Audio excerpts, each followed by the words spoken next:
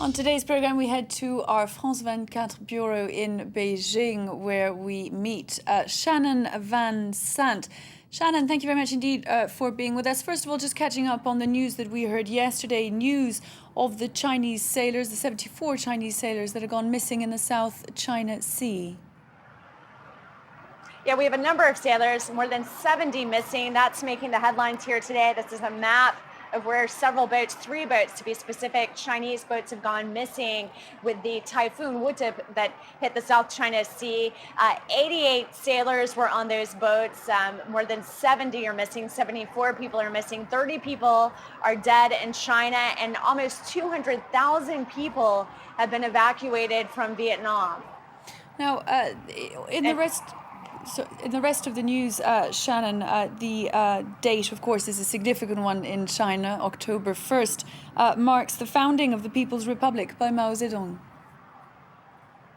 That's right. That's also making the headlines today. Of course, it's the 64th anniversary, the birthday party, really, of the Communist Party. It's making headlines here in China daily. We have a picture of a bouquet of flowers that's in Tiananmen Square. This bouquet costs more than 70,000 euros. But actually, this display of celebration, that sort of lavish display in Tiananmen Square, is quite unusual because there's a ban this year on public buildings with very expensive decorations. China is in the midst of a crackdown on corruption. They're trying to restrain government spending in a very visible way. So you see fewer decorations here on government buildings throughout the city to commemorate the founding of the Communist Party. Now, this happens, Shannon, in the midst of the latest government crackdown on bloggers. That's right. That's right. China has many microblogs. They're kind of like Twitter, these sort of social blogs in which online users sometimes will lead or influence opinion and also question issues that relate to the Communist Party, question issues of land seizures, corruption, pollution. It's really a forum for online discourse. And China is in the midst of an ongoing crackdown on these Twitter-like services, these social microblogs, as this report will show. We met Wurong Shui-Cun in this Beijing neighborhood. The 37-year-old novelist is one of the most popular authors among young Chinese, and he is a fierce critic of modern China. Let me introduce one famous attraction here. On the roof of that building, they built an illegal luxury villa. Wurong Shui-Cun is also a very influential blogger. His Weibo account, the equivalent of Twitter in China, had more than 4 million followers.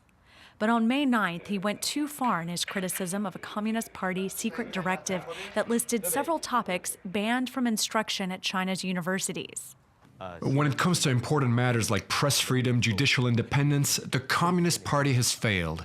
They're a bunch of crony capitalists. I took to Weibo to criticize them. I said that they were uncivilized. This is probably why my Weibo account was blocked just after I wrote that. Beijing wants to silence its social media stars, which have been allowed to speak more openly until now. Last month, netizens were stunned to learn several had been arrested, especially wealthy investor Shui Manze. He's accused of soliciting prostitutes. After his arrest, State TV quickly broadcast his confessions. I posted a lot of nonsense online to satisfy my ego.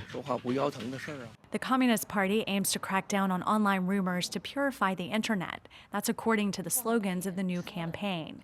Journalist and rock singer Wu Hongfei is one of the targets. She offers news commentary on her microblog.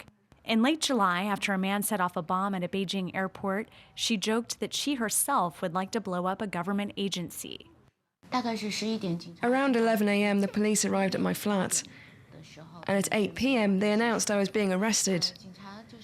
They said afterwards that I was accused of spreading civil unrest. And then they changed the charge into disturbing public order. Wu Hongfei was released after 11 days. But that didn't stop Beijing from creating new rules. Spreading rumors on the internet can now get you 3 years in prison if your post is viewed by more than 5,000 people.